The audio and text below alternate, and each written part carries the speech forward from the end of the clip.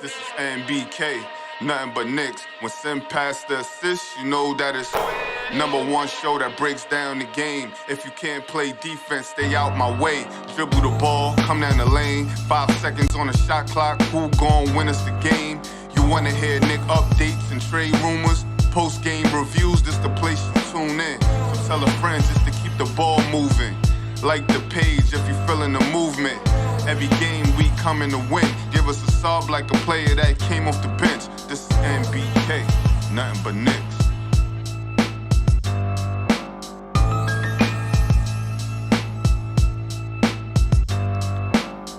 Knicks family, what's poppin'? It's your boy, and welcome to the Game Day pregame show, ladies and gentlemen. For the most up-to-date sports content and betting odds, make sure you head to the Game Day website and check them out.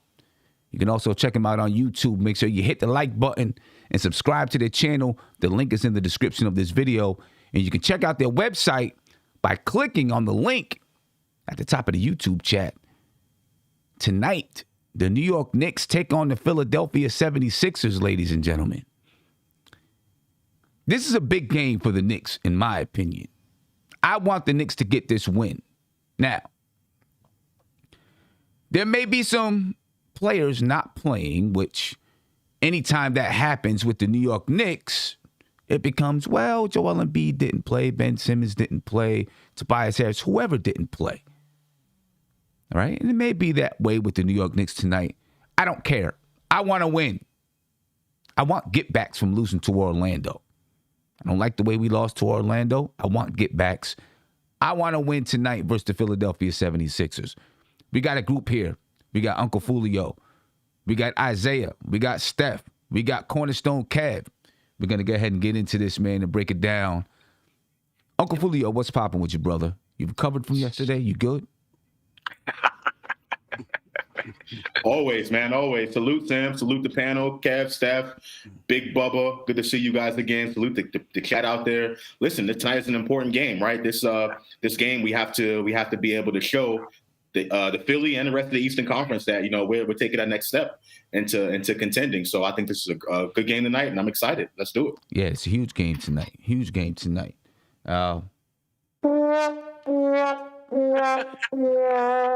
Big Bubba, what's popping with you, my friend? Intro music. That better been for Kev. It ain't for me. Intro music, man. That better been for Kev. Big Bubba, Nah, man. you are the only person on this show that has intro music, so you should enjoy that. First and foremost, shout out to Josh, Steph, Cornerstone.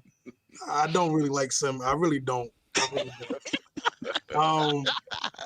I'm telling you, watch when I come back down there. All right, watch. Yeah. Watch what happens when he does 3BL. Whatever. Yeah. Oh, see, you want to go there with Hey, seeing is believing. Talk is cheap. I showed up. All right. Remember that. Yeah. First of all, Kev, first of all, this is your first event. Well, can you just say what's up to everybody so we can get along?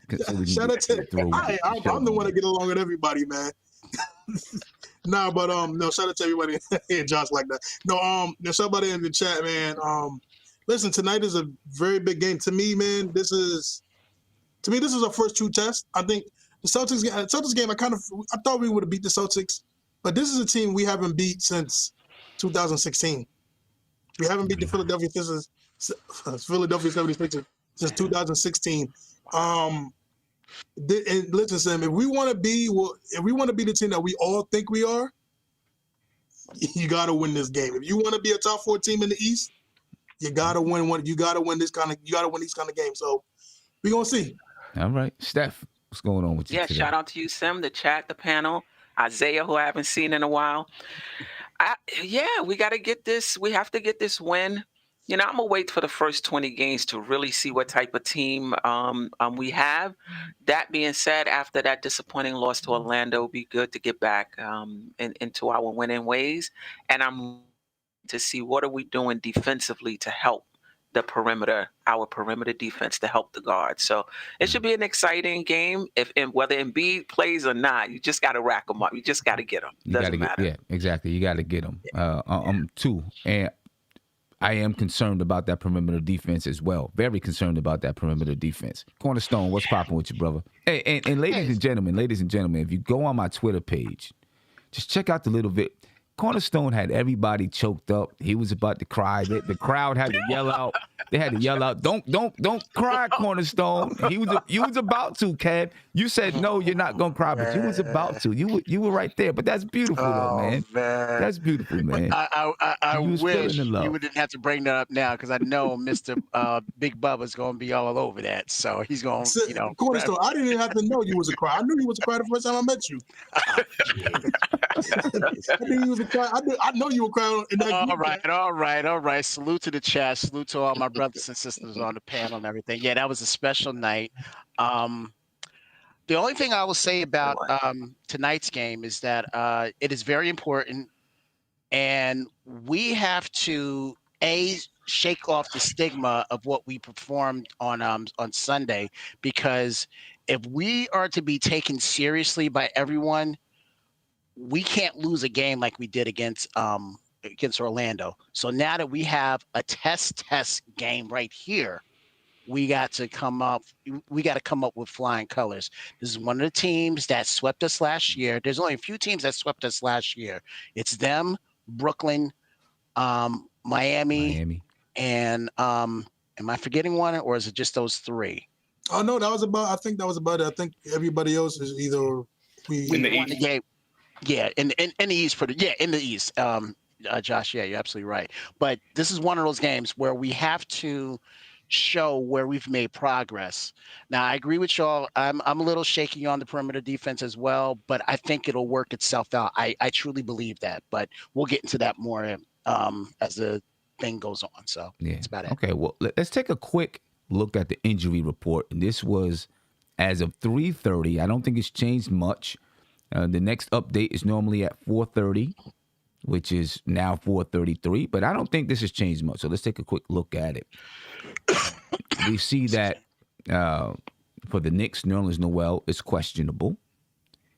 All right, Luka Semenek, he's not playing with the team anyway. He's going to be a G League guy. But he's out. For the Philadelphia 76ers, Andre Drummond, he's questionable. Joel Embiid, he's questionable. Okay, then they got a G League guy. What is that? Aaron Henry, he's out. Shake Milton is out. All right, so they've got some guys who are not going to be playing tonight or are questionable. Okay, Grant Willer, I don't know how much he even plays, but he's out. Obviously, Ben Simmons is not playing. If Joel Embiid is out, Steph, we talked about yesterday a little bit. Do we expect to see that small ball lineup if Joel Embiid is not there and if Andre Drummond is not there? I don't know who else they have, what other size they have to put on the floor. They may be playing a little bit small. We may see that small ball lineup pretty early. I agree, but this is where me and Josh disagree. I was thinking that I think they should use it no matter what. I mean, I just think Obi is playing pretty well, and if you stick him behind Randle, that's like 12 minutes a night. That small ball lineup gets him in the game a bit more, and you do give up something on the offensive end, but on the defensive end, well, you know what I mean. We give up something on one side, but I think we gain, on the other side as well. I just think we have to commit to it for, I don't know, 10 minutes a game or something like that. 8 minutes a game, but without Embiid, without question, to answer your question, we should definitely go to it. Right. So if they don't have Embiid and Andre Drummond is not there either, now both are questionable, so both could play, both could sit. One could play, one could sit. Right. But if neither one of them play, who are they throwing out there if neither one of them play? That's what I want to know. Are they going to start with a small ball lineup? Yeah, I don't know who their third. I'm trying to look and see who would even be third string for them. Right. That's what I don't know. Who would even be their third string center? All right, and looking at the injuries to both of them, Andre Drummond has a right ankle sprain, and Joel Embiid has right knee soreness. They might go with Tobias Harris. I'm looking at their roster right now. Bassie is from Western Kentucky, is a rookie. Tobias Harris is power forward. Well, I was gonna say they might go with Gorgie's Nang. Yeah, He's 6'7" though. Nang. Right. Yeah, So, I mean, they might be, he's 6'7". Yeah. I mean, to be honest though, Sim, I think when it comes to questionable, see, I'm not gonna bank on. I mean, you might as well probably think it too. I'm banking on both of them playing. I'm banking on Embiid and Andre Drummond playing. Well, I'm just saying, if they don't, I mean, obviously, I think the Knicks are prepared for if they play. But if they don't play, what are they prepared for? Because a lot of times, you see a lot of times when teams are prepared for the rotation players to be there, and then they're not. And then all of a sudden, the team has to make a different adjustment on the floor, and they might struggle a little bit.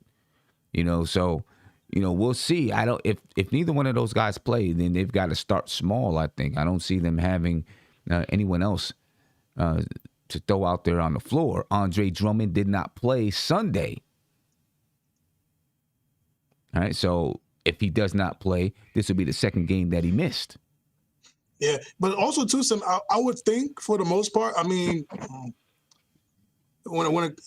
see, it's tough though because Embiid is injury prone. So I was gonna say Doc Rivers might be kind of old school with it and playing, but they're probably thinking about more of the playoffs versus just the regular season. Yeah, but it's gonna be tough though because again, it's tough because this year is a little different than most years. Sixers could easily coast to 40 something wins a few years ago, but now this East is so tough. Now you're talking about, listen, almost every game counts now, especially in the Eastern Conference. Every game does count, and they want to win it, but they want to preserve them as well. I don't know. Josh, what do you think? I think if Embiid and Drummond are not there, you're definitely going to see that small ball lineup out there. No question about that. And I think we can definitely match up well with the people they have in their quasi small ball lineup. I think they're last in the NBA in pace right now. The Knicks are like in the middle, somewhere in the middle. So we're going to outshoot them. We're going to put up more shots. The question is, is going to be, can we be able to make those shots? Can we be able to make more than them? So that's going to be the big test. And so no question for me, if Embiid is not there, you're going to see the small ball lineup out there a lot. But I do expect the Knicks to exploit the matchup with Mitchell Robinson, probably get Mitchell Robinson involved early on in the game, to get him some easy ones. I forgot that. I think it was the Orlando game, the first Orlando game, the Boston game, actually, when Mitchell Robinson was on the floor and he was going up against a small Robert Williams or whatever the case may be. I was like, just throw the ball at the rim, get some shots up. Mitchell Robinson's going to clean it up, and that's going to be second chance points. So I expect them to try to exploit that a little bit more, but there's no question that small ball lineup's going to be out there if Andre Drummond is not there. Okay. No question about that. All right. Now, if Joel Embiid plays, Kev, I'm coming to you. Joel Embiid plays. How do you expect Mitchell Robinson to perform against Joel Embiid? All right, a couple of things with that. I'm questioning the stamina of Mitchell Robinson. The game that we all went to, and the two games that I've seen him against Orlando, I think his stamina is coming there. I mean, is almost there. Mm-hmm. Am I right in saying that, guys? Do y'all agree with that, or do y'all think he's still a little bit more time? Yeah, little bit more time, Kev. Not there yet. A little bit more. Okay. All right. Okay, you also got to understand though that again he's going to be slow because again he had no preseason. He was covering from an injury, so he's literally not in game shape. He probably won't be in game shape realistically. Probably maybe 5 to 10 games, maybe. And I'm talking about as soon as possible. So we're looking at maybe what the second week in November, probably. Sounds about right. Probably get in game shape around then. All right. Okay. So with that being said, I've never seen Mitch to shy away from a challenge, and this right here with Embiid is going to be a challenge. I think he will come out with that fire of sticking with Embiid and trying to match him. The only thing that's going to, hinder him is that because he doesn't have all the offensive skill sets that Embiid has. So he's going to have to find other ways of, of scoring. But other than that, I think he's going to be up for the challenge of defending Embiid. So that's how I look at it. This would be a good test if Joel Embiid or Andre Drummond is playing, or both. It's going to be a good test for him to really test out that weight and see if he's able to use the strength that the extra weight muscle is providing him. You know what I mean? Right, right. If they're both available, you don't see Doc putting both of them in the game right at the same time, right? No, not at the same time. But there'll be times. But there may be times when Mitchell Robinson is playing with the second unit or something like that, and he gets to face up against Andre Drummond. There's no way that he's going to play both of them at the same time. I don't think so. Although Joel Embiid can spread the floor, but they'll just be too slow. Yeah, this not the early 2000s. I don't think that's going to happen. But I do think, but again, right, to me, this is the sole purpose of why Mitch put on his weight. Is for the Joel Embiid. Yeah, for the Andre Drummonds. I mean, Jokic too a little bit, but Jokic got a little skinny. But he's more a skill player now versus a bruiser. But these are the players that this is the reason why we all saw that he got bigger. Pause. Yeah, and everything. So it's like. This is what we got to see it, and again, it's going to be tough because we have to also remember that Joel Embiid and Andre Drummond are used to playing at this weight. You go into their round. You know what I'm saying? With their weight, and this is new for Mitch. It's not, and it's not even just the weight; it's also the strength, right? You know, he's they're grown men. You know, he's still developing as a young man. He's an adult, but he's still developing as a young man. Where they've been, I don't know, both close to 30 years old. So there's a difference in strength there as well. But it's going to be a good test. Embiid is almost at that age. Embiid is almost at that age. 26, 27, somewhere around. Yeah. Okay. Still, there's a big difference. I know Andre is. I know he's been there for a while. And Embiid is a naturally big guy. Mitch Robinson is a naturally skinny guy who can put on a lot of muscle and a lot of weight to counteract that. Yeah. So this would be a good test for Mitchell Robinson. Now, I think he's going to be up for the task, but I think this would be a really good test for him. I do want to give a shout out to all my mods that's out there in the chat. Quiet Money, Mike Morgan. Who else we got out there? Let me scroll back and see. D Public Enemy, Supreme System Lord is in the chat. Thank you all for being here. And, of course, all the members that's in there, the Queen's Court, King Ant G, still Knicks fans, Kevin. Who else we got out there who's in the chat? Eric L. Beats. I thank you all for being here, and I appreciate you guys for the support. We're going to get to a phone call. Before we get to the phone call, just want to remind you guys, this is the Game Day pregame show, so make sure you check out that link that's in the description of the video. There's also a link tagged at the top of your YouTube chat where you can check them out. For your most up-to-date sports content and betting odds, make sure you head over to their website. And I just told you where the links are, so go ahead and click on them, ladies and gentlemen. Let me get to a caller here. Caller, you're live. Tell me your name and where you're from. Yo, what up, Sim? It's JJ from Brooklyn. How you doing, my man? JJ, what's poppin' with you, brother? I'm chilling, man. How you doing, man? I'm good. How you feeling? Good, man. Good. Definitely excited for this game, man. Like Isaiah was saying, I'm really excited to see Mitch. You know, this is why he gained all that weight for the Embiids and the Drummonds, and we got the Bulls coming up with Vucevic. So let's see how that weight, how much it helps. And, if Embiid and Drummond are both in tonight, I'm really excited to see that. Hopefully, all that weight, hopefully it benefits him tonight. Yeah, yeah. And, I've been able to see the difference.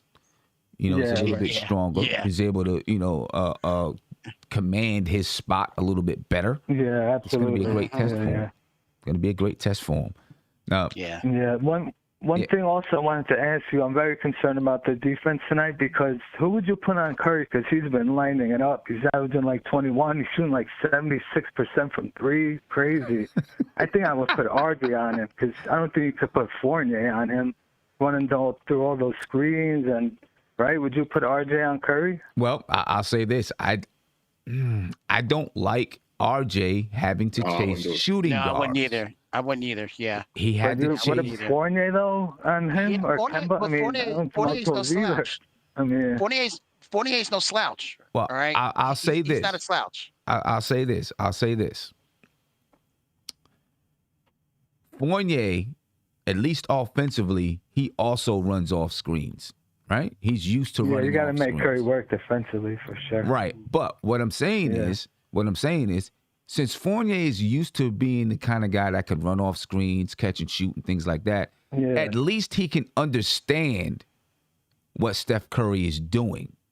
Right, which gives him a little bit of edge defensively over R.J. Barrett, in my opinion, because he understands, okay, he might run this way because the screen is here, so I might go there. Or if I go there, he might fade over this way, so he can understand what he might do, where R.J. may not understand it as much. And I just don't like RJ having to chase shooting guards around. I don't think he's great at it. We see what happened with Terrence Ross. Yeah, that's the thing quarter. I noticed with RJ's defense. His on-ball defense is very good, but his off-ball definitely needs work. His off-ball defense so far has been a little shaky, so I think that's the area he needs to get better at. On-ball, I think he's been great on-ball defensively so far. Well, the other thing with that also, just real quick, the other thing with that is the people that RJ's been defending. With Beal, I'll go back to the preseason with Beal, and then with Tatum. With Tatum, they are not Terrence Ross. Terrence Ross is one of those guys that he just has that shot, pretty much, and he was a difficult cover, and as long as you've been a Knicks fan, Terrence Ross has been a thorn in our side for I don't know how many years and everything. So. But I'll wait till later on to say what I would have done with Terrence Ross, and even probably within this game as well. When you talk about Seth Curry, I have an idea, but it'll probably get shot down. But we'll see what happens. But no, you never know. You never know. But I don't like I do not like RJ sticking. Okay. I feel you guys. Would you guys, with the perimeter defense, it's obviously our weakness pretty much. Would you, in my opinion, when we're struggling defensively, why not put in Grimes and McBride for, instead of 10 seconds like you see to do, at the end of a quarter? Why not, give them little short stints when Kemba is having a struggle, or Rose or Fournier. Those guys could defend, man, Yeah, and he stole he stole it. Sam, he stole it. That's what I was going to say. He stole it. Well, I'll say this. Tom Thibodeau, he plays on trust, right? And if he trusts you, he's going to put you out there on the floor. You got to build up that trust first. Yeah, exactly. All right, you got to build up that trust first. Yeah. Hey, JJ, I appreciate your time, man. Thanks. You guys have a good one. Enjoy the game tonight. Enjoy the game. Yep. Appreciate you. Yep, you too. We were just talking about matchups a little bit, right? Who's going to defend Curry? Not Steph Curry, but Seth Curry. Right, so let's take a look at the start lineups for both teams and talk a little bit about these matchups. All right, for the New York Knicks, you got Kemba Walker, Evan Fournier, R.J. Barrett, Julius Randle, and Mitchell Robinson. And unless one of these guys are hurt, this is the starting lineup for the New York Knicks, or unless something crazy happens, but I don't expect anything crazy to happen in the mind of Tom Thibodeau. This is your starting lineup. For the Philadelphia 76ers, you got Tyrese Maxey, Seth Curry, Danny Green, Tobias Harris, and I have a question mark next to Joel Embiid because Joel Embiid is questionable tonight. He's questionable with right knee soreness. Okay. Questionable is 50-50, right? I mean, it's questionable. I guess it's 50-50. It's questionable. I don't know. I mean, it's not doubtful. You know what I'm saying? Right. Yeah, okay. Right.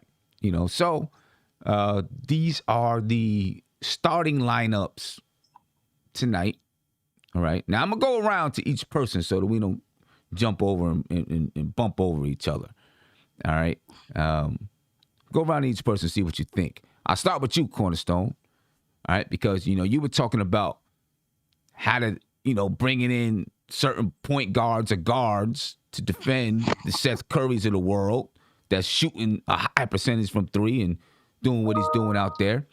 Let's talk about Kemba Walker and Tyrese Maxey. I want to take a look into that matchup right there. Tyrese Maxey's a good defender. He's in the second year of the season. Kemba Walker, obviously, he's a veteran in the league. We've been seeing his And I don't know what's going on. I guess I'm not coming to Cornerstone, right? He got music playing in the background. Guys, you come on. You gotta mute just mute your phones out. It's not that hard. You know what I'm saying? You can make it buzz so you can see if you got a phone call coming in. I'll start with you then, Josh. Tyrese Maxey and Kemba Walker. Listen, Kemba Walker hasn't been that good defensively. I mean, we just got to call a spade a spade. Kemba Walker's going to be able to early in the game knock down some shots, perhaps. But I'm really worried about him on the other end of the basketball.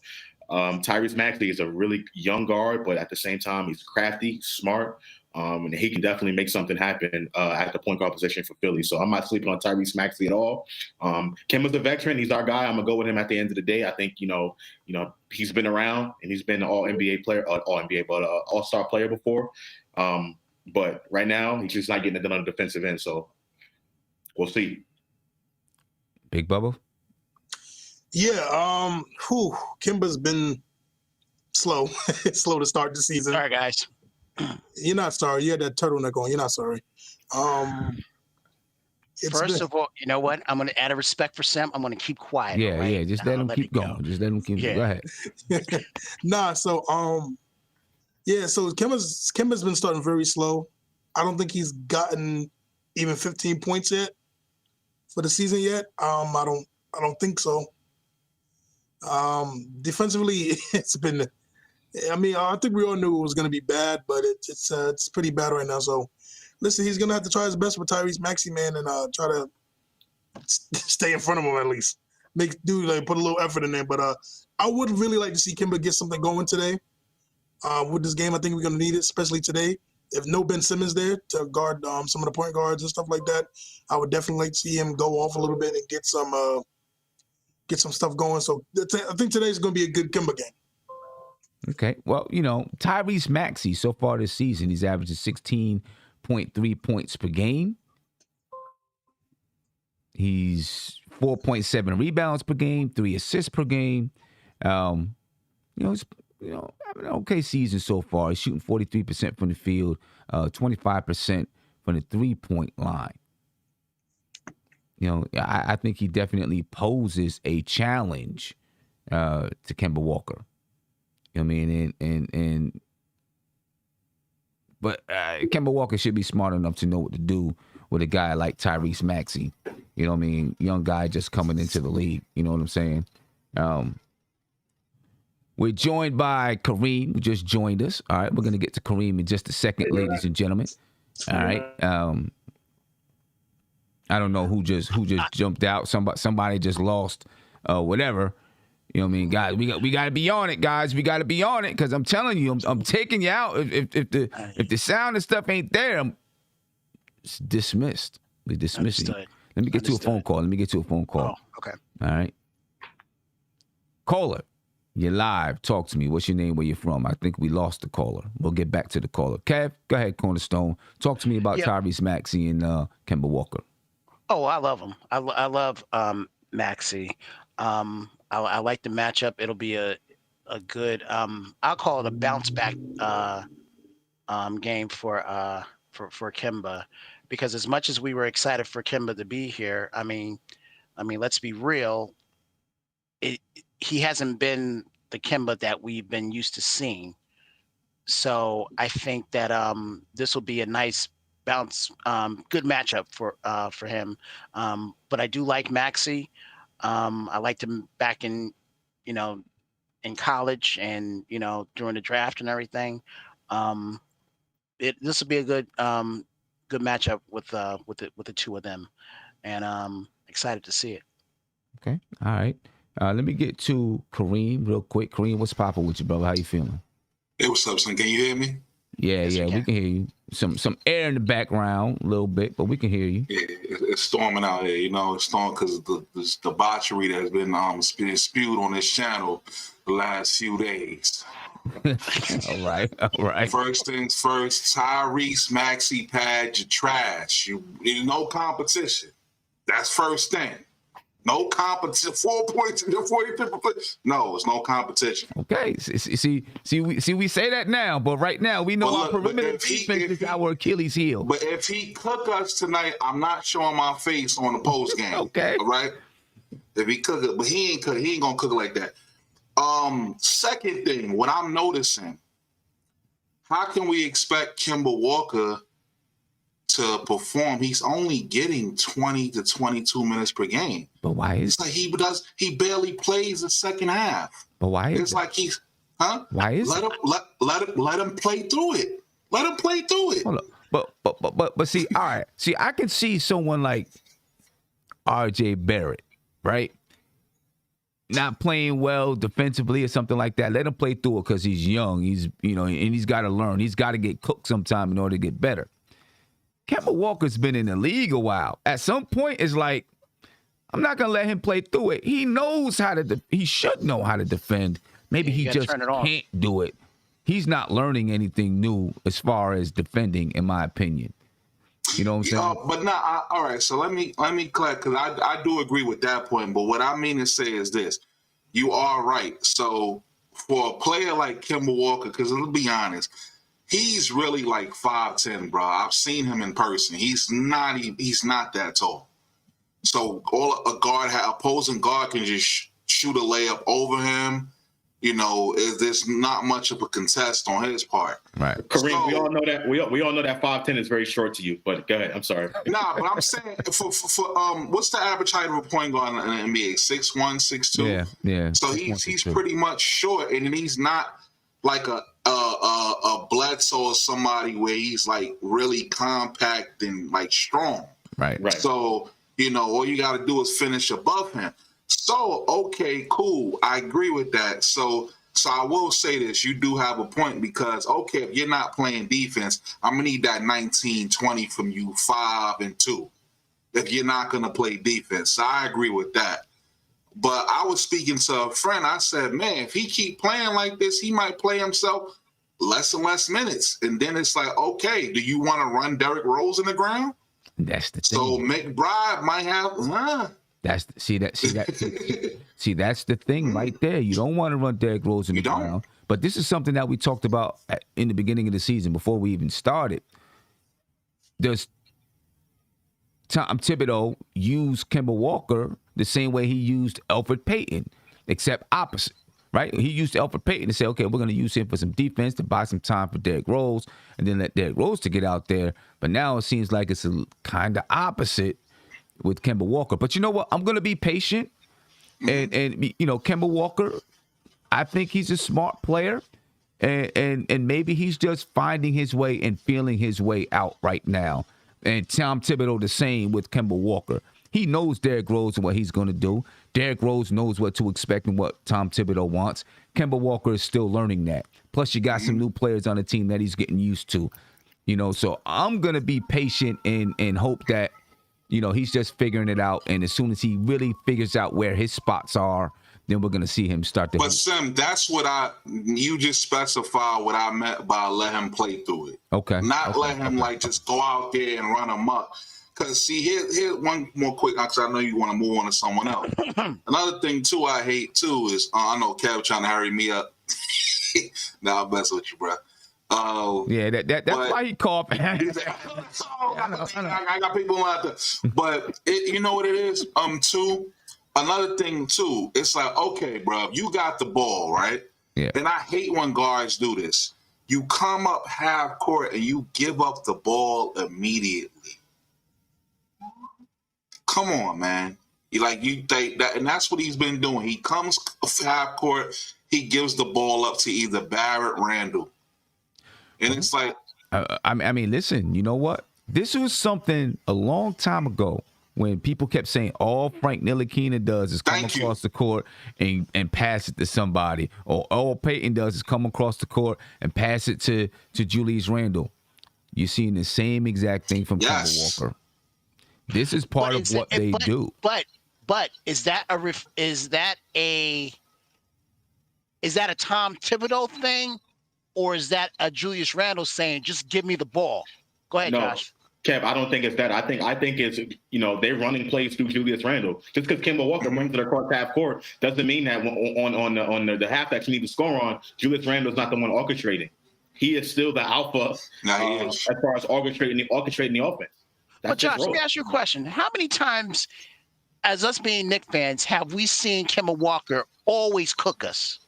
Whether he was with Charlotte, or I don't really know about with Boston, but with Charlotte, he was always cooking us. That's the first thing the difference is back when Kemba Walker was playing in Charlotte, he was the alpha. He was the focal point of that offense. Yeah. Kemba Walker's not the focal point of the offense. No, he's not. He's not the focal point, but he's still. But why can't he have why can't he bring some of those skills that he was doing when he was the alpha? Let me explain. Let me explain, and then I want to get into another matchup. First of all, in Charlotte, I mean, that was his team, right? Mm-hmm. And so things were built kind of around Kemba. Maybe not fully, but around Kemba as one of the primary pieces. You know what I'm saying? And then when he went to Boston, it wasn't built around him because they had Jason Tatum, they had Jaylen Brown, they had guys there already, but he was brought in as a key scoring piece. I do not believe that he was brought in as a key scoring piece for this team. I said it early in the season. I thought he was going to be more of a distributor and facilitator for this team. I did not believe that he was going to be a primary scorer. We'll still see what happens. So just real quick. So you're just thinking of him as a facilitator. You're not thinking of him as these alpha 1A dogs or anything like that. You're just thinking of him specifically as a facilitator. Well, I don't think of him as a 1A. Definitely not. I'm looking at him as a facilitator, and then also when things break down and no one's getting anything, he can give you something from that point guard spot. Listen, I still think he's going to end up being 13, 14 points per game. Okay. I do. Hey, Sam, real quick, but that's why I was bringing up the point about him because he's a person that he needs to have the ball to make something happen. So I would like to see how things go ahead moving forward, but I feel like to get him more involved, it just can't be him giving up the ball once he reaches the half court point. You have to mix it up. Yeah, I get it. You got to make shots too. that too.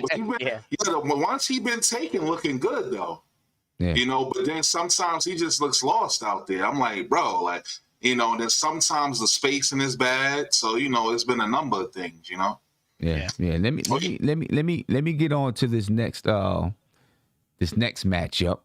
All right. And Kareem, I think when Josh or Kev talks, I think I hear a little bit of an echo maybe coming from you. I don't know if you don't have the earphones fully on or something like that, but a little bit of an echo is coming through your mic when those guys talk. Let's take a look at what we got next. Evan Fournier and Seth Curry. That was a question that we had from a caller who called in, who asked, do you take and have Evan Fournier guard Seth Curry, or are you putting RJ Barrett on Seth Curry? And then at the small forward spot, you got RJ Barrett and Danny Green. So we could talk about those two positions together.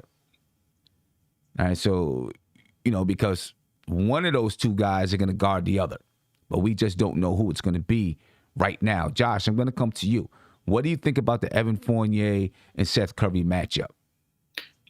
Well, just the way you have it on the screen, I think is perfect. I think RJ Barrett is not going to be guarding Seth Curry. I think the Currys are just deadly coming off screens. They're so fast, they're so quick, and they can just get that ball up in a hurry and knock those shots down. And that's what RJ's having a problem with right now. So definitely, I don't want to see RJ Barrett guard Seth Curry. I think Fournier is a little bit better than RJ Barrett in that aspect of it. I'm not saying he's the best, but he's a little bit better than RJ in that aspect. I think Danny Green is not as fast as Seth Curry. So, I feel like RJ can be able to guard someone like him. Danny Green is, a little bit more slow-footed. RJ can be able to handle him better than he can be able to handle Seth Curry. So I like the way those matchups you had it directed like that on the screen. With that being said, how the Knicks going to be able to play the Sixers coming off those screens? Are they going to be able to switch it? Are they going to be able to play some zone? How are the Knicks going to be able to combat that? Because that's Doc Rivers' MO. That's one of his favorite things to do with his shooters is have them come off screens and just knock down shots all day or make secondary passes off of that screen, off of the curl. So we'll see how the Knicks are able to defend it. But as far as man-to-man, I like Evan Fournier guarding Seth Curry and RJ Barrett guarding Danny Green. Okay. Cornerstone. Yeah, I agree with Josh. I want Evan Fournier sticking Seth Curry. I'm going to take the Evan Fournier matchup. I like that matchup. I like him winning that matchup because at his height, and I think I believe, this is my opinion, I think he's more versatile than Seth Curry is. I think that Evan can make Seth Curry pay on the defense. I'm just liking that Evan Fournier matchup more than I like the than the other one. I like Evan Fournier's matchup. Okay. All right. Right now, Seth Curry, to begin the season, right? First, 3 games of the season, he's averaging 20 points per game. He's shooting 68.8% from the field. He's shooting 76.5% from the three-point line. Obviously, those type of numbers are not going to last. We know that. Right. But I could still see him shooting 50% from the field and 40% from the three-point line, on an average, which is still very, very good. 3 rebounds, 1.7 assists. He's playing 32.5 minutes per game so far. And he could be a guy that gives us trouble because, even Evan Fournier, I don't want RJ Barrett chasing him around, but I'm not saying that because, Evan Fournier is this defensive stopper. I just don't want RJ Barrett to chase him around. Because I think Evan Fournier might be able to do a little bit of a better job simply because he understands what Seth Curry wants to do. And I think that goes a long way. But I think also on the offensive, just real quick, Isaiah, I think on the offensive end for Evan, he's got a height advantage to Seth as well. So that's why I'm saying that he should make him pay on the defensive end as well. As much as we got to chase Curry, Curry's got to play defense on Seth true. As well. That's true. I mean, Curry's got to play defense on Evan as well. Right. That's what I'm saying. Right. And, Seth Curry is 6'2".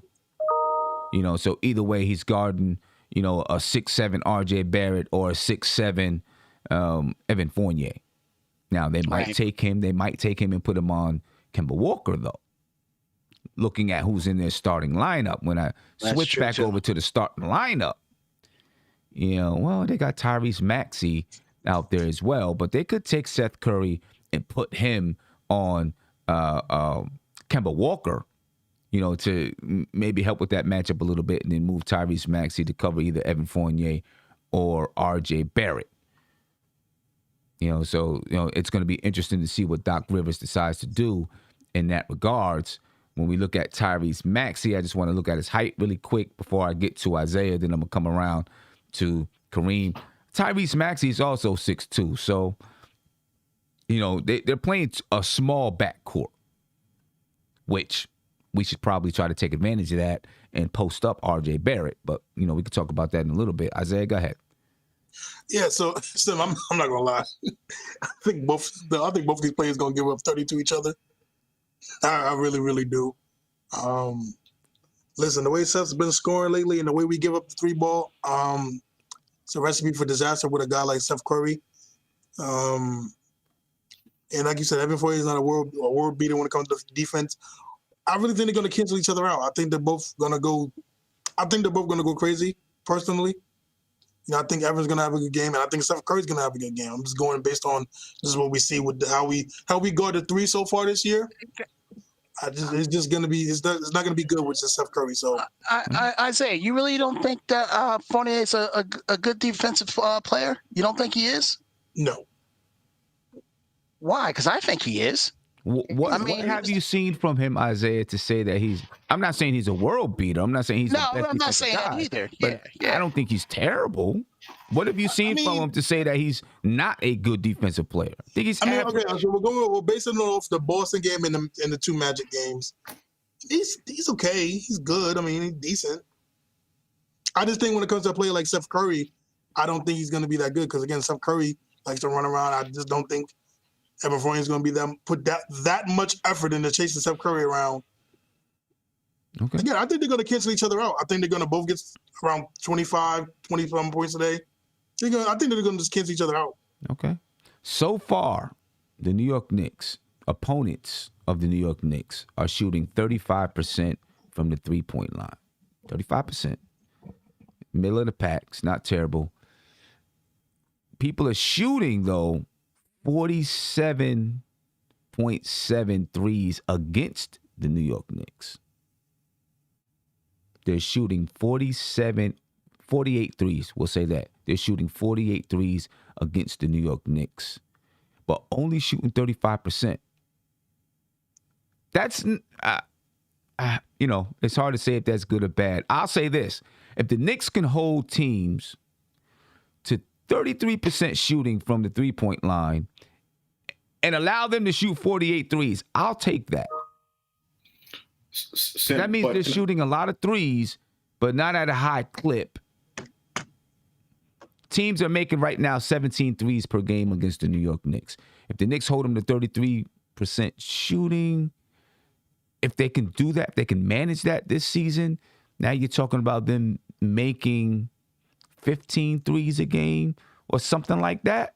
If they're shooting 48 per game, that's not terrible.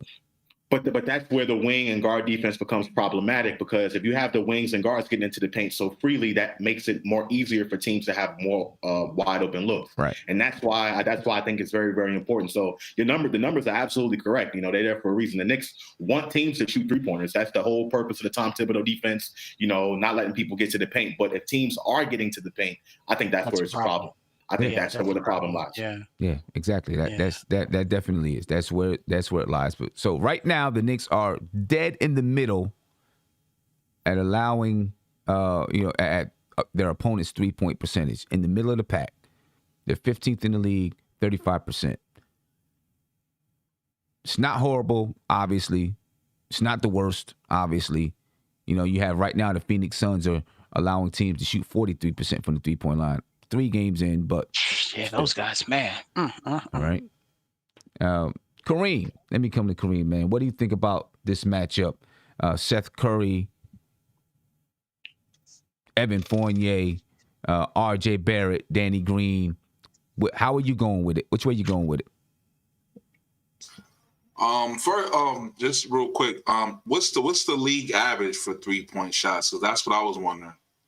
For 3-point, like the 3-point average, like what is the 3-point average of the league or percentage? Like made like percentage, made. You know what? I'm not sure. I'd have to look it up. I'm not sure because it's usually 38%. That's usually around that area. So 35, I could live with that. I can definitely live if the average is 38, 39%. But I was as far as this matchup goes. Now, we all know in the NBA. We could talk matchups all we want. Well, what do teams do? They use the screen to get a favorable matchup. So could say we want Fournier on whoever we want them on. They're going to set a screen and get a favorable matchup. So they're going to, whether it's Kemba or whoever, and if we can't get through those screens, it's going to be bad for us.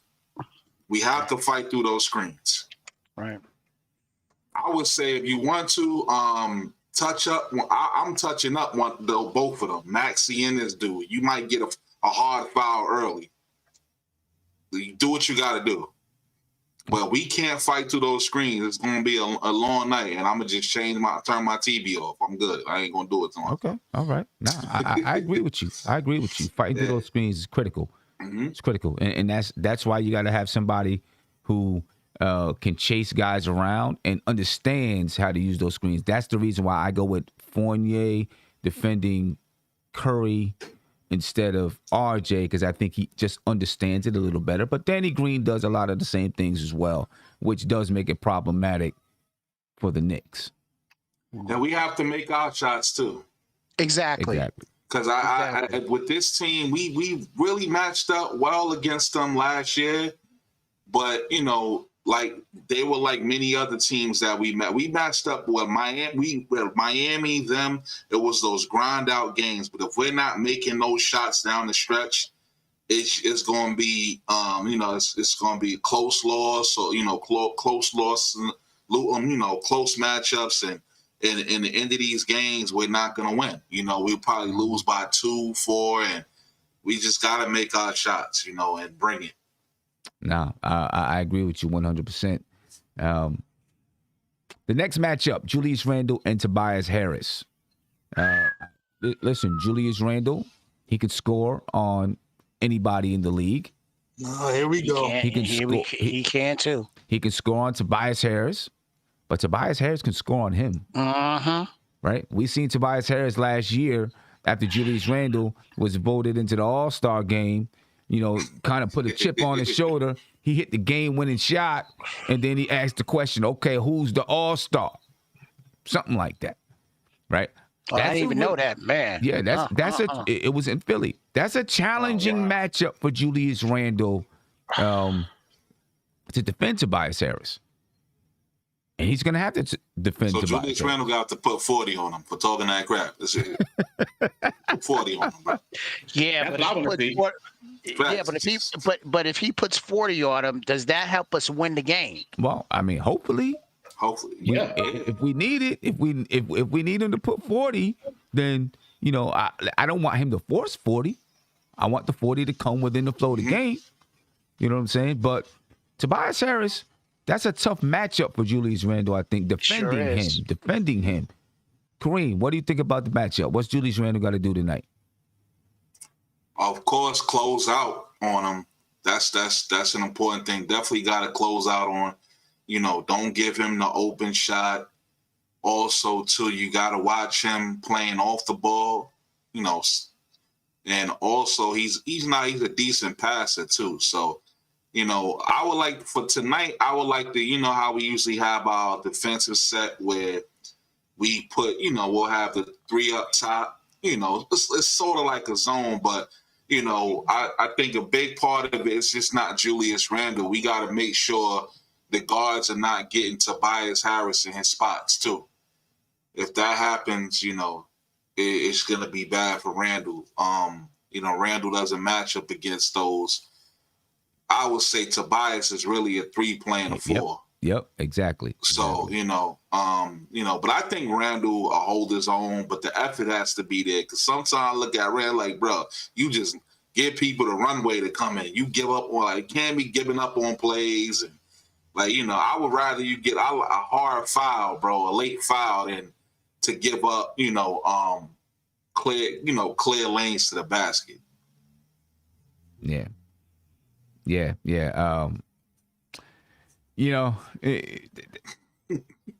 We'll see where that goes. We'll see where it goes this year. I don't think he'll do too bad, man. I think he's gonna, make it hard for him. I will say Randle, he does, besides those little hiccups, he pretty much consistent on a defensive end. Yeah, I think and the reason why I say we'll see where that goes, because I think a lot depends on when you're asking a player to do a lot. Some things, I think the coach is going to overlook. You know what I mean? If you have a guy that's scoring a lot of your points, has a very high usage rate, and, he doesn't fully close off the middle, the coach might be like, all right, you know what?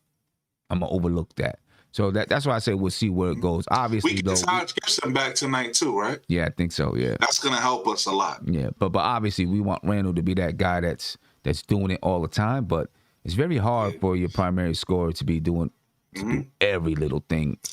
You got to pick and choose the right spots, though, to take your rest.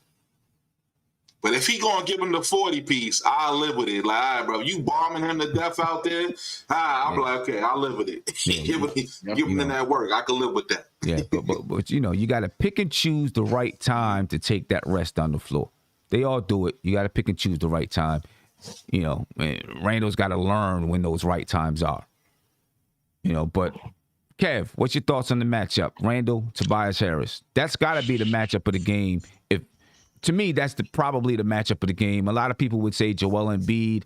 I don't know if Joel Embiid and Mitchell Robinson, if Joel Embiid is playing, is the matchup of the game. I think Tobias Harris, Julius Randle, that's probably the matchup of the game. What do you think, Kev? I'm not liking it at all. I'm really not liking this matchup. The reason why I say that is because I think Randle's going to take it too personal, and I see a lot of I guess you call it hero balls, starting to happen with this, because again, I think that it's amazing how I'm being so negative on it and everything. But welcome to the party, man. Welcome to the club. Yeah. But Kev, you're making a valid point, though, bro. It's not. You make it. It is valid. I've said,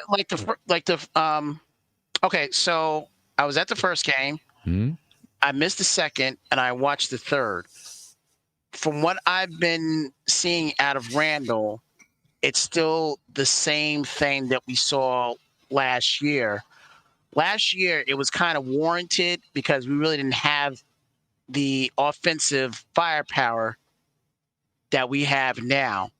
And as much as I get on Tibbs about using his resources, I don't believe, my opinion, from what I've seen out of these 3 games, I don't believe that Randle is using all of his resources as well. I agree. With you 100%. That's all I'm saying with that, because I've seen the ball stick, and when the ball sticks, and Sim, you being a coach and everything, I know that drives you crazy when the ball, sticks to just one person. I see that happening a little bit with Randle right now. I'm hoping that it's just something that he's going through and that he breaks out of that. But I'm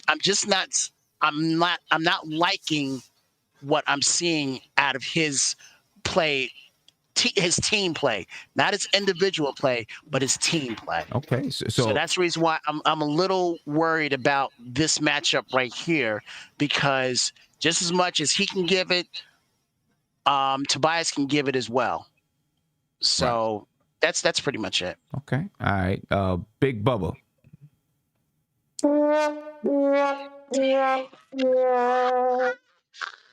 Intro You music. find that funny, Milk Dud? Intro music, brother. Intro music. That's all. Milk Dud, that was funny. Intro music. What's your take, and when man? when I call your office to get you fired, don't say anything. Why would you do that? Why would you even play like that, man? Because that's what I find funny. Oh my gosh. Come on, man. Tobias Harris and Julius Randle. Come on, man. Well, when it comes to Julius Randle, right? We had the big argument and things about this elite scoring he is, and we all have different opinions about that. I think he's a great scorer. He's gonna do his thing. I think he's gonna, get his 25. I'm not really worried about the points. I'm worried about the trust. Trust is the first thing that leaps out to me in this game for Julius Randle. Mm-hmm. He has to trust his teammates. He has to trust Kemba Walker. He has to trust Evan Fournier and RJ and all these guys, because at the end of the day, right, what I saw from him last game, it pissed me off, because you don't have to do that anymore. You don't have to take all these hero shots and these bad plays and all these things. It just, listen, that's not what a great player does, man. A great player makes their teammates better. And you gotta have trust around. Hey, Kev, let me go, because this is my turn. I know it's your turn, but what I was gonna say was, I do see a little bit of the trust that he has in Evan Fournier. I will say that on his behalf, but keep going. But it to me was going to be the difference in this game tonight. Are you going to take it personal, get emotional, and take it and go at Tobias Harris rather than getting your teammates involved and everything like this? I mean, again, we can talk about him being a great ISO player if that's what you want to do, or if that's how you believe he is. But I think Julius Randle, at his best, is trusting his teammates, passing the ball, moving around, and making the right plays for the teammates. I think that's I think that's the best version of Julius Randle that's going to take us to the next level versus him just being like, go get in that 40. Julius Randle can't get that 40, but I think the best way to use the best Julius Randle is the Randle that we saw for the most part last year when it came to getting people involved. Yeah, and I agree with you 100%. I agree with you. Also, we got to understand that even for your great players, some great players, it's just natural. This is the way that they play basketball. LeBron James, Magic Johnson. Other great players, and we're not saying Julius Randle was a great player. So, and it was Isaiah who put the word great out there. So I didn't put the word great out there. Big Bubba put the word great out there, right? But there's a lot of primary players on their team that it takes a while, even some of the greats, for them to understand that they have to trust their other players in order to go to the next level. It takes some time sometimes for you to develop that trust that, this guy is going to hit the shot when I pass it to him, or I can sit back and relax and chill in the corner and I know that they can go get some buckets. Sometimes it takes a little while for that to happen. And Julius Randle is just coming into this role. So, we'll see if he develops that kind of trust in his teammates. But I agree with you 100%. He does need that kind of trust. Now, to the topic, the matchup. That's what I was asking you about, the matchup. Yeah, so the matchup, I think at the end of the day, I think we all can agree that Julius Randle is a better player than Tobias Harris. I think Julius Randle should take that matchup. I think defensively he should be even better. He should hold. I think defensively he's better than Tobias Harris. Tobias Harris isn't a good defender. So I think defensively he should be better. Right. But I think that Tobias Harris is the kind of player that Julius Randle can struggle against. Yeah, because I forgot who said it. I think Kareem said it or Josh said it that, and a lot of nowadays, most power forwards are small forwards. So, Julius Randle is a natural power forward. So it could be tough because, it could be tough. But again, with Tobias, he's never been a defender. So yeah, I'm not even talking. Listen, Julius Randle's going to score the basketball. I'm really concerned about the other end of the floor. That's what I'm about, him defending Tobias Harris. And to be honest with you, I've been concerned about it. And to be real, I think we knew this was going to happen. And again, right, people know how I feel about. And it could help everybody watching if you can, kind of bring your head into the screen. My bad. There we go. No, I was saying, I think we all kind of knew. Actually, you're lucky you like 7'8". You're lucky you 7'8". Come on, man, get to your point, man. I'm gonna move on. You want that cornbread? No, come on, man. You laboring the point, bro.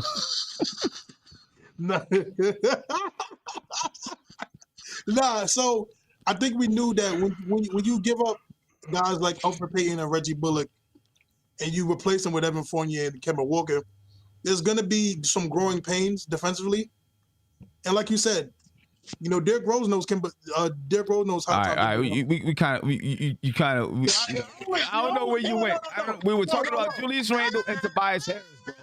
Julius Randle, Tobias Harris. We start getting the Reggie Bullock and Elfrid Payton. Where are we going with that? I don't know where you're going with it. No, I don't know where you're going.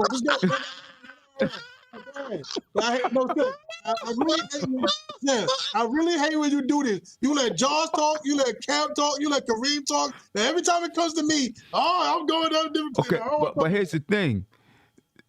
At least they're on topic. We're talking about Julius Randle and Tobias Harris, and all of a sudden, somehow, we start talking about Reggie Bullock and Elfrid Payton and Derrick Rose guarding the wing. Talk about Tobias Harris. Josh, my question to you, Julius Randle is a little bit thinner, right? Do you think this is going to allow, I was talking with Steph about it last night after the show, do you think this is going to allow Julius Randle to guard more threes in the NBA? He's 6'8". Do you think it allows him to, and can he do it effectively? So I haven't really seen Julius Randle do that in the past, but I think guarding someone like Tobias Harris will allow him to do that. Will allow him to be able to guard more 3-pointers. Nowadays the power forwards and the centers are now starting to spread out. I mean, look at Julius Randle himself. He's a product of that type of league, that type of style. So I absolutely think that Julius Randle is going to be defending the three-pointer more this season. Tobias Harris is going to be a really tough challenge for Julius Randle to be able to defend that. But I think Julius Randle's up for the task. Listen, Julius Randle, all-NBA player last season. Tobias Harris wants to get there. So I think it's going to be a great battle no matter what happens. It's going to be a great battle between the two. And I expect Julius Randle to come out on top offensively and on the defensive end. Okay, let me ask you this then. A follow-up question to that. If Julius Randle can defend threes for us, can that somehow open the door where you see, let's say, Kemba and Hold on, you meant like threes like small forwards, or you meant like threes of the small forwards? Oh, I thought you were talking about three-pointers. No, not three-point shooting. Threes, small forwards. Small forwards. He's thinner this year. Do you think that paves the way for him to be able to guard small forwards? Let me say that. Oh, okay, I'm sorry about that. I thought he is thin. He is thin. That's a good observation. He is thin. I don't think he's quick enough to be able to defend three wings yet. Small forwards yet. I don't believe he's quick. But depending on the way the Knicks play the defense, if they're going to switch everything, you're going to have to see him do that a little bit more. I think he does have makeup speed, so if he does get beat, he can be able to chase down and get some blocks and contest in that fashion. So I think we'll see it from that standpoint. But as a primary defender on the small forward, I don't think you'll see Julius Randle doing it. Okay. All right. But he is quick enough to stick Isaiah, right? Pause. Wait. Yo, Sim, hold on. Kev's been saying some crazy stuff lately. He talked about spending time with you at late night. I don't know what Kev be on. Kev is crazy. No, but anyway, let's get back to the topic at hand, man. Julius guys, Randle. I got to get on the road. It was great talking with y'all. Isaiah, it's always a pleasure. Kareem, Josh, Tim. I will talk to y'all later on tonight in the post game. Love y'all. Take care. All right. We don't love you. Likewise. Come on. Let's get back on topic. All right. Let's get back on topic. Mitchell Robinson, Joel Embiid. That's the next matchup. Right. Is Joel Embiid going to play tonight? He's questionable. Andre Drummond is questionable. Right. So we'll see if either one of them play, but let's just assume that Joel Embiid plays. Mitchell Robinson, Joel Embiid. Josh, I'll start with you and come around since, I was, you are the last person that I had a coherent conversation with, because, Big Bubba and Kev just kind of, I don't know where they was at. But anyway, Josh, Mitchell Robinson and Joel Embiid, what do you expect from that? Joel Embiid is going to get his no matter what. I think, we got to just accept that right now. But I think some of the things Mitchell Robinson could do, in order to, give it his best shot against Joel Embiid, definitely don't foul, right? Definitely don't go for some of those fakes that Joel Embiid likes to do. Try to force him out a little bit more. You definitely fight in that post. To force him out, get him off his spots a little bit. And one of the problems that I seen with Mitchell Robinson last season, prior to him getting hurt, was his ability to defend the three-point line. When big centers are able to step out, Vucevic, Embiid, he didn't play Embiid last year, but other stretch fives are able to step out. Can Mitchell Robinson be able to step out and defend that? Now, I know he can be able to block shots on the three-point line, but that's not the defense I'm talking about. I'm talking about being able to step out there, being able to close out, and not get beat off the dribble. And if you do get beat, do you have enough chase down recovery speed to be able to contest? With his added weight, I'm a little bit concerned about that a little bit, his ability to recover. Mm-hmm. But I do think that he'll be better at, trying to push Joel Embiid off his spots. He's not going to win any type of bullying matchup with him, but I think he can make it uncomfortable enough to where Joel Embiid has to work a little bit harder and take some uncomfortable shots and get off his game a little bit. Okay. Kareem, your thoughts, man. Mitchell Robinson, Joel Embiid. It's definitely gonna be an interesting matchup. Like Josh said, Embiid is able to knock down a 3-point shot. Then you also got to think about this too. If I was thinking an effective way to kind of stop that is to kind of get in the space of a big man. Mm-hmm. but Embiid is a decent passer too. So if you do that, you have an open shooter, and you don't want that either. So I think Mitchell Robinson can hold his own. The biggest thing with this team that we have to do collectively is we cannot let them space the floor. We have to take away their space and constantly be on, on our assignments. But I think Mitchell Robinson will do just fine. I wish we had Noel right now. I was just throwing a fit the other day, like, bro, $30 million and you hurt smiling on the sideline. I know. But we gotta do what we gotta do with what we got, right? But I think he'll do. I think it'll be, he'll do well. Okay. Big Bubba, Mitch. Yeah. So, see, Kareem, why you starting with me, Kareem, man? Nah. So, again, right? We talked about it in the beginning of the show. This is the reason why he put on the weight for guys like Embiid. It's going to be a tough matchup. You're talking about arguably the best big in basketball. If you want to do a 1A, 1B, the Joker, you can swap them. It's going to be tough, Sim. This guy is an MVP kind of guy. He really is. It's going to be tough. Mitch has got to be smart with it. Can Mitchell Robinson, I'm going to help you out a little bit because I know you not sure where to go with it. I got you. I got your back. Can Mitchell Robinson make it tough for him? Yes.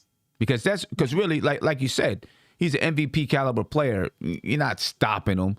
But if you can make it tough for him, make him have to think about his shots, make him have to, maybe shoot some tough shots. Maybe he shoots a low percentage or something like that. I think if you get Embiid to 40, if Mitch can have him at 47%, then that's perfect.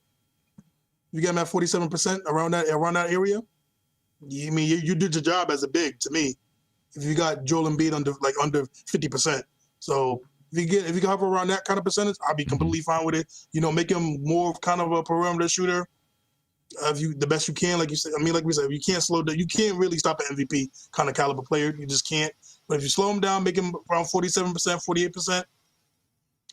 Mitch did his job. Mitch earned his well, trying to earn his money. Right now he's shooting 47% from the field. Mm-hmm. That's what he's shooting right now. And he's shooting 46% from three. That's what he's shooting right now. Don't you love the early regular season numbers? It'd be so crazy, man. Well, he's shooting 78% from three. But listen, hold up though, Big Bubba. Last year from the field, he shot 51%. The year before that, he shot 48% from the field. The year before that, he shot 48% from the field. The year before that, he shot 48% from the field. So that's about where he shoots from the field. So I'd like to keep him below that then, I'd like to keep him at 40%. Sam, everybody shoot their regular numbers till they play us, man. Everybody, 47% from three, they come shoot 32%. What happened was, did you see the way they were strapping me? Yeah.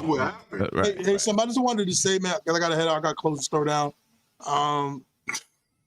See, Kareem, why do you keep laughing, bro? What does that have to do anything? Go ahead, man. Say what you was going to say, man. I want my final words, man. You always got a story, bro. I see somebody coming through, bro. Look at the camera. Somebody coming through. Yeah, he's stupid. You better not, because there's somebody behind me, Kareem. I keep playing that game. No, listen, man, we're going to have a good show tonight, man. I think the Knicks are going to win. I think it's going to be 112, 108 Knicks. Okay. 112, 108 Knicks. We see you at the post game, baby. See you later.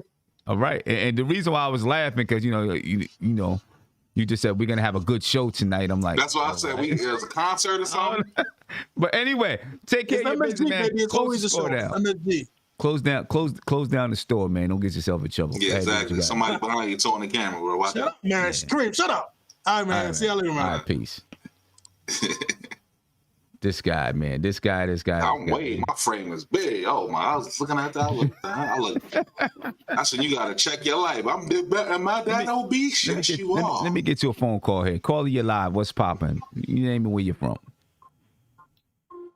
Sam, what's happening with you? What's going on with you, brother? How you feeling? BX. All right. Good. How you guys doing on the panel? I'm good. I didn't catch your name. What's your name? This is Reg. Reg out the BX. All right, what's going on, Reg? How you feeling, man? Oh, man, I can't complain, brother. Just trying to get a hold of you boys in regards to this game tonight. And I see you guys talking about the matchups. I'm going to tell you, I'm really starting to think that after evaluating over the years, I know everybody used to argue about Kevin Knox. Is he nice? Does he need a chance? Does he need more opportunity? I think Kevin Knox showed us that he was kind of soft. He got skill, but he was kind of soft, and I don't know if he could work his way into the rotation. That's the same way that the France kid, Ntilikina was. They wanted him to play point guard, but we saw he wasn't really a point guard. We kind of seen that early, but everybody wanted to give him a chance. I'm going to keep it a buck with you. I'm starting to think RJ is just who he is. I think RJ is just who he is. I think he has so much that he has to work on to get better. Mm-hmm. That this he's only 21 conversation, I think is really starting to get old now. I watch all the games. Julius, yeah, he gets on your nerves. You see him. He hits two straight shots, that he want to go for 4 straight shots. But you see his skill set, you see his talent, you see, okay, well, Julius, you know what I'm saying, he could get a bucket, and he could create. He's a playmaker, and when he wants to play hard, he's a good defender. Mm-hmm. Once he get out his own way, RJ is just something about his game from day one to now. When you evaluate and you pay attention to him. And we talk about, can he guard Seth Curry? Can he guard Green? RJ can only guard a man who's gonna basically play with the ball in front of him. That's why he looked good against Tatum. I don't think he stopped Tatum. I think Tatum was off, but he looked good against Tatum because Tatum is gonna play with the ball in front of RJ. He's not that fast. He's not that quick, but he's skillful. And he's tall, so it gives RJ a better chance to play defense. But if you got a little wiggle with you, Bradley Beal, if he wanted to run RJ off of screens and put up 30, he could have ran RJ all day off of screens and put up 30, just like the kid did the other night. And I think that's what we're going to run into those issues with RJ. He's slow-footed, he's lack of athleticism, and I like RJ, but I'm just starting to really, really come to terms and the grips with. He's just not the kid that I see Grimes as more potential than RJ, to be honest with you, because Grimes has a lot more athleticism. He has a better shot. His game just looks more fluent. If RJ could really just get out his own way and feel like, okay, I know I was the 3rd pick, but I see where I'm heading in this NBA, and I really want to be a guy that could put the ball on the floor. I really want to be a guy that can create. I really want to be a guy, but that's not my game. I have to really play off the ball. I really have to try to crash the boards, hit open jump shots off the pass. RJ has to really come to grips with what his game is going to be. He's not a playmaker with the ball in his hands. He turns the ball over. He can't get past his man. Everybody steals the ball from him. He has to really start to come to grips with what his game is going to be. Forget all this. He's a superstar. He's going to be RJ. Be the best role. You there? I don't know. Maybe his phone went dead. Maybe his phone went dead. That was RJ's agent. He said, listen, man, you making it bad for us when we renew that contract. I don't know. Maybe his phone went dead, or maybe the New York Knicks. That was Dolan. You know, listen, the New York Knicks fan base was sending a lot of heat his way. You know what I'm saying? They were sending heat. They were sending heat his way. Black, it's time. Man up the phone company. Get this dude about here. Let me get to another phone call real quick. And since you was talking about RJ, I want to listen to RJ. We'll finish this phone call, and then we'll listen to RJ from yesterday's practice. All right, let's get to it. Caller, you live. Tell me your name and where you from. Y'all already know what it is. It's your man, Savvy, calling from South Florida. What's good? Savvy D, what's good with you, brother? How you feeling, man? It's been a while since you called in. I'm glad you called in. I'm doing well. I'm feeling good. and it's great to be back on the NBK network. Knicks fan, what's popping? Sim, what's good? I have a whole little spiel, but I know you're trying to get out of here, so I'm going to make this quick. All right. All right? This is the grudge matchup I've been waiting for since last season, basically. I have a few of those grudge matchups, but we'll get into that later. Tonight, I want to see RJ with the clamps. I think he'll have some trouble. Might need to bring out Deuce Bowl, put some defensive energy down the stretch, but that's not either here nor there. I'm really looking at Joel Embiid and Mitchell Robinson. I think this is what Mitch has been working toward, and I think he's got Joel Embiid on his vision board. I want to give you my final score prediction. All right. 95-98. New York Knicks take it in a close one. I think it's going to be a thrill. And I've been talking smack to my friends from Philly all day long. I think we're cooking Philly cheesesteak tonight, baby. All right. That's what I want to hear. We cooking Philly cheesesteaks tonight. Barbecue chicken Yes, style. sir. Yes, Barbecue, sir. Barbecue You already chicken know what it Philly is. cheesesteaks. However you want. Shout out to the chat. Shout out to the panel. Shout out to Queen Steph, to Uncle Fulio, the controversy, and to Tone Crow. All of my Knicks, nothing but Knicks peeps. We out. I'll see y'all for post game. No doubt. Appreciate you, my brother. Hey, yo, Sam, you got to get it. You remember that Dave Chappelle skit with the wrap it up button? Yeah. Come on, for Yeah. You know, I got some buttons over here. He said 95, 90. That's a 1998 score, bro. See, he's the guy was back in the late 90s. Yo, let's listen to RJ from yesterday's practice. Probably going to respond to my man. This is RJ Barrett, ladies and gentlemen. Specifically, second quarter, I guess, got 13, and then Kept the some of cat. the starters came back. They chipped away. Kept the cat. What did you see there? They just played really hard, I think is what it is. You know, you have a couple guys that are from New York come home, play well.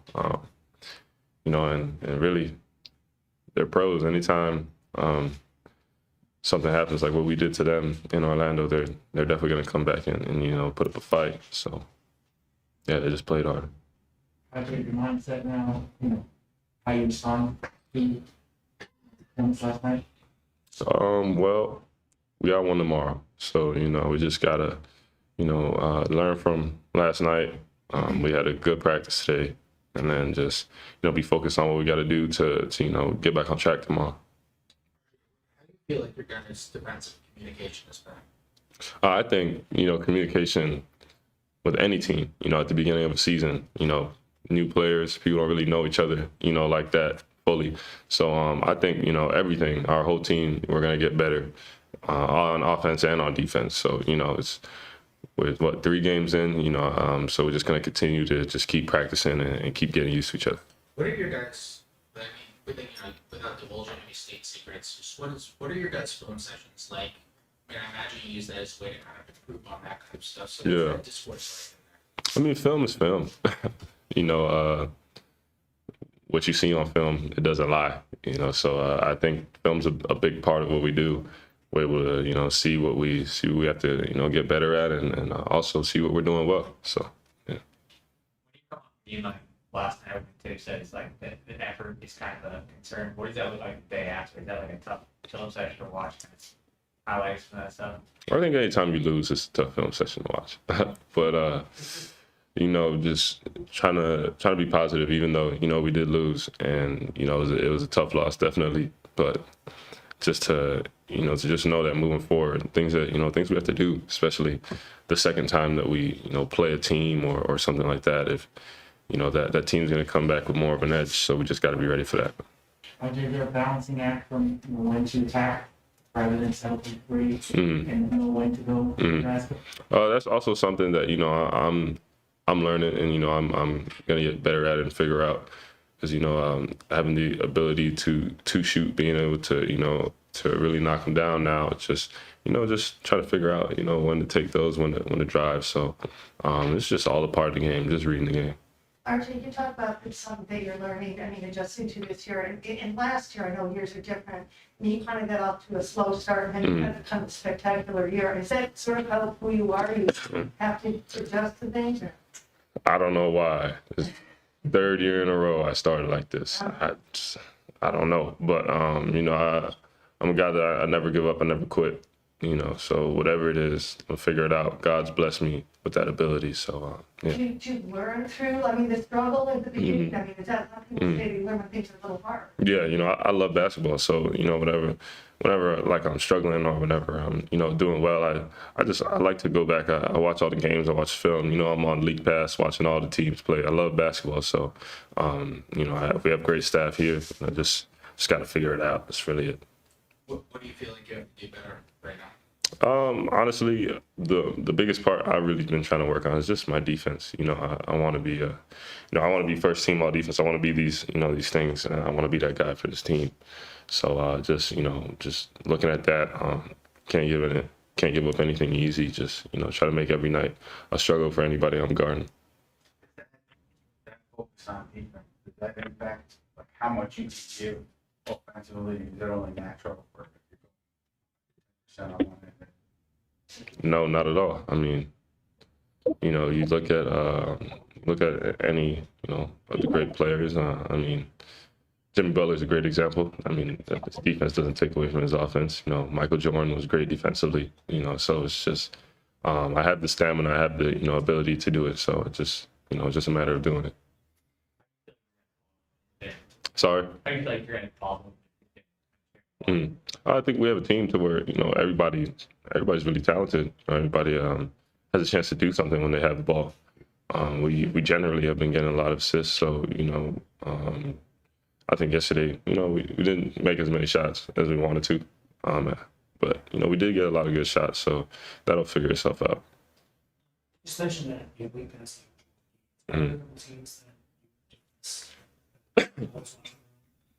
I try to watch anybody. I try to watch anybody.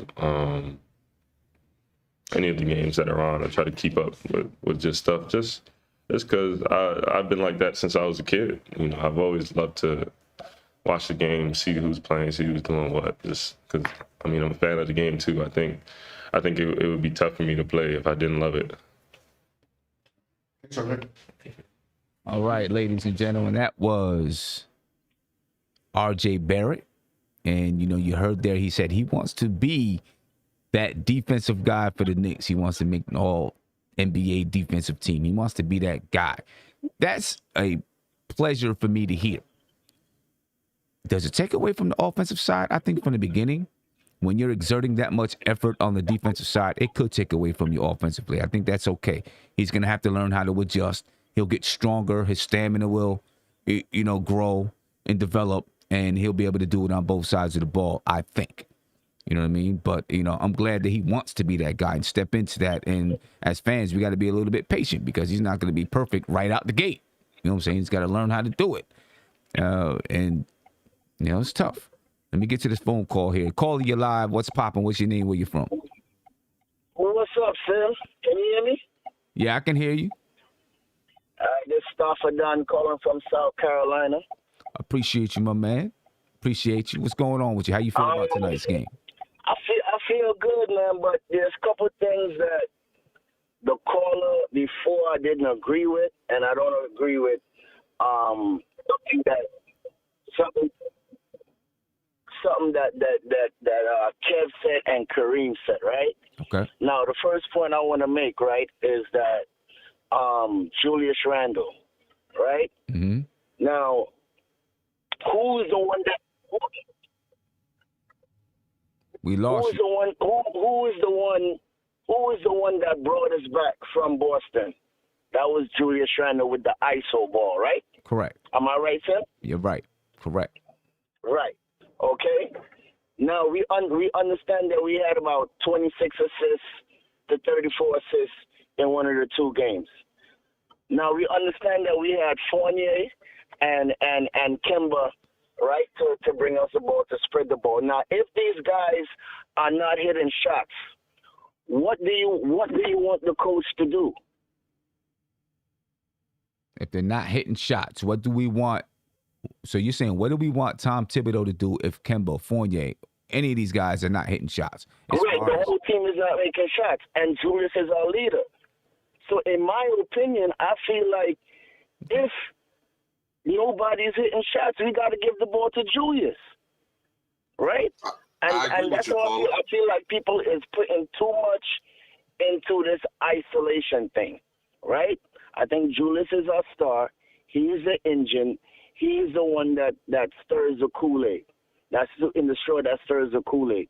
And as far as Julius go, the team go. So if we needed to go isolation in that game for us to bring it back, that's just what it is. Because if you're playing pickup ball and none of your guys is hitting the shot, but you hot, they're gonna feed you. Am I right, Tim? You right. You right about that.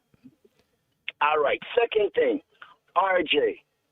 I didn't fully get to hear the clip with RJ, but in his interviews, he said he wants to be a two-way player. Right. Right?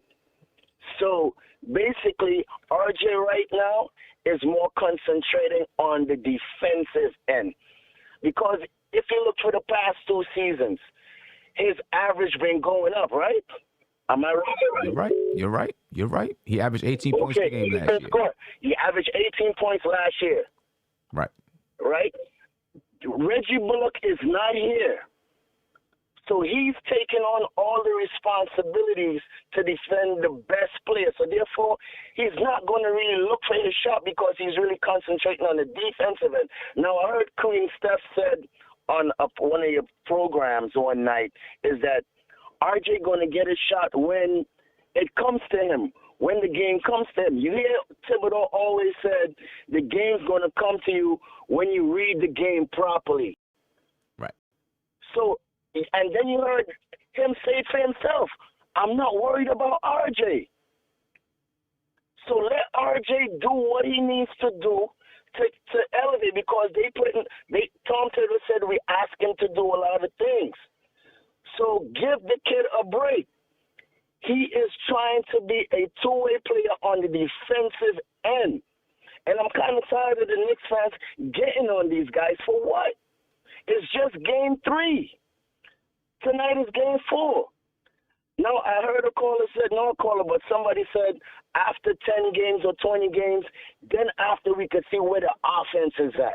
So now we can have a sample size of what we need to do and how we need to go along with the offense. And that's all I got to say, son. Hey, man, I think you're on point with everything you were saying. I think you're on point. I appreciate you. I thank you for your time. All right, man. Y'all take it easy. I'm always listening, bro. All right. Appreciate it, brother. Cool. Peace.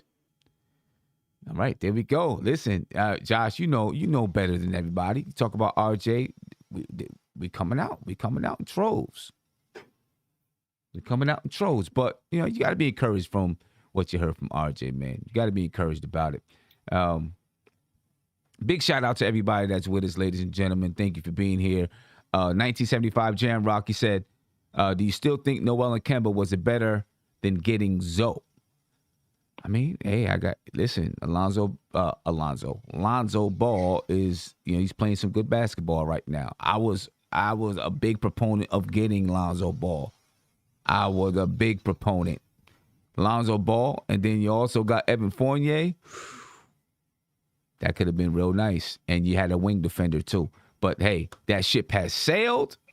We got who we got. We got to figure out how to win with the team that we have right now. Something real quick too, man. I was just talking to a friend of mine.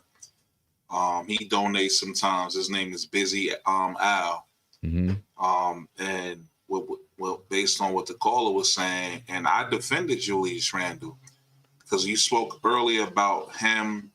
We talked about him, passing, and getting everybody involved. And I'm like, listen, if nobody's making the shots, the star player gets to take the shots, because then, okay, cool, let's play devil's advocate. He doesn't take the shots, we complain then too. He needs to step up. He's a star player.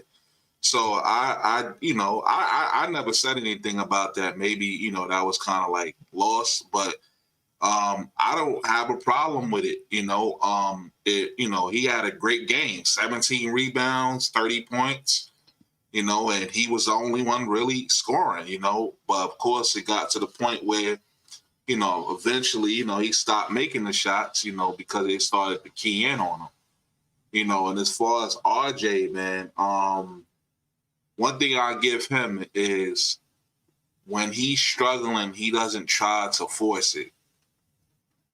Like that, the last game he was struggling, and what the caller was saying about Tatum, man, you call Tatum's story. Tatum is a walking bucket. So let's not act like he's some slow-footed scrub. No, RJ was in his face every time he came down the court. And with players like him, they're not used to that. Well, Kareem, I just want to say, I don't think the caller was saying that Tatum was slow. I think he said he was slow. Well, he said he was basically trying to reference the fact that Boston didn't run Tatum off screens as much against the Knicks. It was mostly RJ defending him one-on-one, mano-a-mano on the ball. RJ has to defend someone that has the ball in his hand. I think that's RJ's strong suit defensively. But off the ball, being able to chase those screens and moving off the ball, RJ gets beat a lot. You see him get beat backdoor. You see him get beat off curls. So I think that's what the caller was referencing to more than anything. But to go back to the Julius Randle thing, I want to say, I'm looking at the stats right now. Julius Randle's taking 22 shots a game. Evan Fournier's taking 16. RJ's taking 12. And Derrick Rose is taking 12 shots off the bench.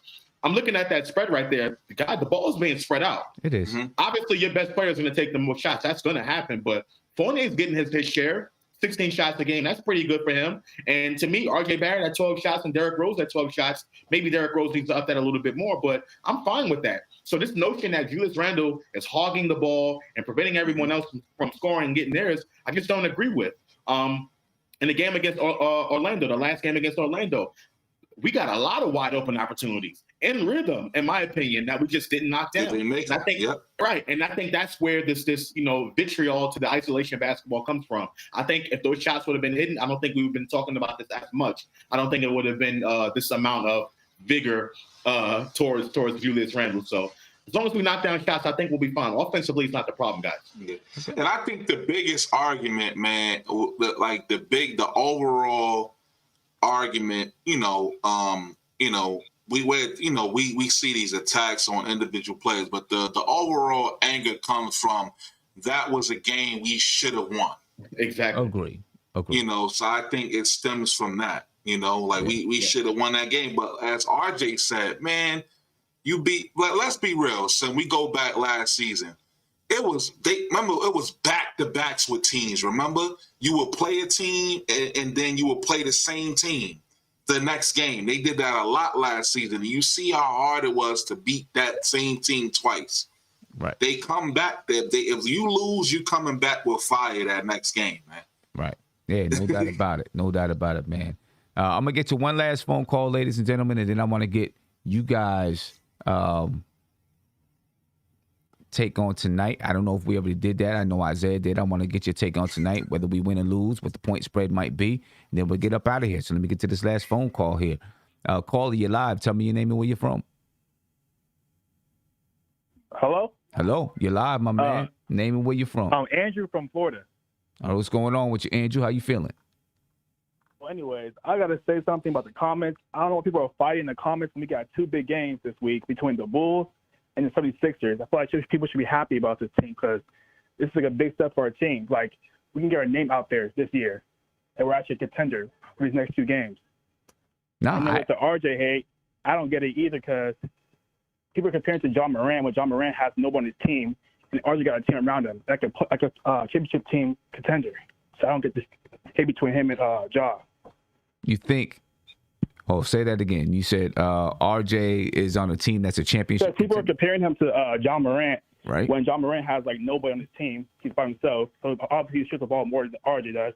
And RJ got Randle, Kemba, and Evan Fournier, all these guys on the team. So obviously RJ gonna struggle and get less shots than John Morant. So I don't get the comparison.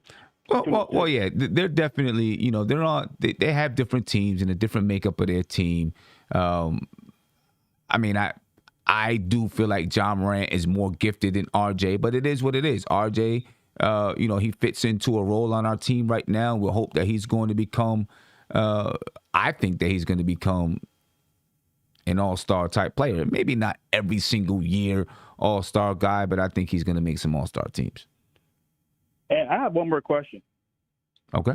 So if RJ and Quick continue to struggle this year, do you see a trade between like RJ quickly and a first for Andrew Wiggins and Jordan Poole? I thought that would help the team. Wiggins comes in and Jordan Poole. I mean, I don't know if Golden State's trying to give up Jordan Poole or Andrew Wiggins right now, to tell you the truth. But Andrew Wiggins, $30 million.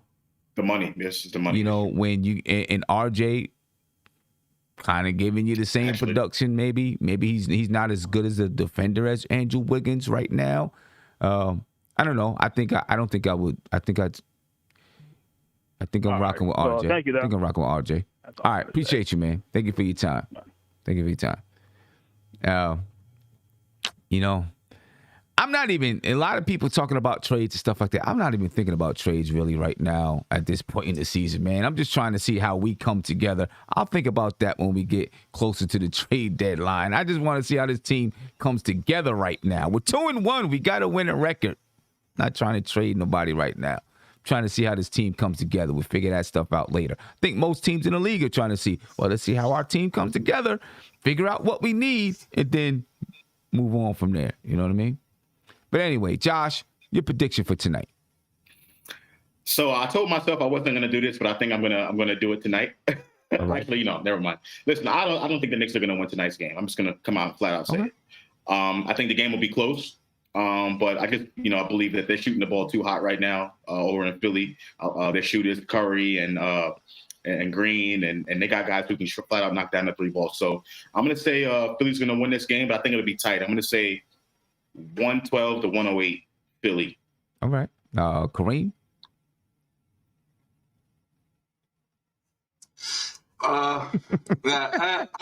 It's one thing about this team, and it's so crazy, man. Like when we played them last year, they were very chippy games. This is a Doc Rivers team. Mm-hmm. They're gonna bring the defense. So I think it's actually gonna come down to Julius Randle, down the stretch, having to make plays. They're gonna he's gonna have to take it over. But I think that we can win this game if our bench has a phenomenal game. That's supposed to be our strong suit this year, our depth. Yeah. And we have, I know it's the third game, but it's time to, reel it in and, for our bench to start producing more. We're going to need it tonight. All right. We'll see what we're going to do, ladies and gentlemen. I appreciate your time. I think it's going to be 108, 106 Knicks. 108, 106 Knicks. I think the Knicks going to win this game. I do. I think we're going to beat Philly. It's going to be tough, though. Yeah, it's going to be a tough game. I think we're going to beat We Philly. might have to elbow a few people, trip Joel Embiid. Yeah, I think we want to come back and prove that we're not the team that lost to Orlando in the second game. I think we want to show everybody that, we're still here, we're still primed, we're still ready to be a good team in the league, in the Eastern Conference, in the league, just overall. So I think they are going to win this. I think they're going to come out motivated and win this game tonight. We'll see. We'll go on from there, but I think we're going to win tonight. I think it's going to be high scoring. Mm-hmm. I think it's going to be like 122-116. Might be. Knicks. Somewhere around there. I think it's going to be a high scoring game. You know what I mean? So we will see. Oh, go ahead, Josh. Real quick, I just want to say this. If the Knicks win tonight in the post game, feel free to put the tomatoes in the chat. Put them in there, all right? Put them in there if the Knicks win. I'm giving you that permission to go ahead and do that.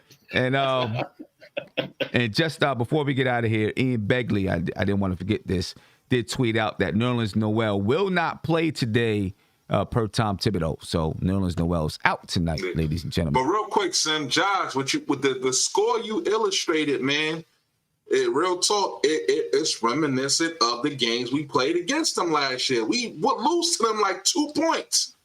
It would come down to Julius Randle with the ball in his hand in those final seconds. Yeah. Well, so your prediction is not far fetched, man. Yeah, we'll see what we do. But ladies and gentlemen, I'm gonna head up out of here. Do not forget, head over to the Game Day. This has been the Game Day pregame show. So make sure you head over to their website. The link is in the description of the video. You can also click on the link that's at the top of your YouTube chat, and it'll take you to their YouTube page. Make sure you subscribe and like their YouTube page, ladies and gentlemen. For the most up-to-date sports content and betting odds, check out the Game Day. Go ahead and do that right now as soon as we click off. And ladies and gentlemen, we're out of here. I appreciate your time. It's been a wonderful show. We're out. Peace. This is NBK, nothing but Knicks. When Sim passed the assist, you know that it's #1 show that breaks down the game. If you can't play defense, stay out my way. Dribble the ball, come down the lane. 5 seconds on the shot clock. Who gon' win us the game? You wanna hear Knick updates and trade rumors? Post-game reviews, this the place you tune in. So tell a friend just to keep the ball moving. Like the page if you feeling the movement. Every game we coming to win. Give us a sub like a player that came off the bench. This is NBK, nothing but Knicks.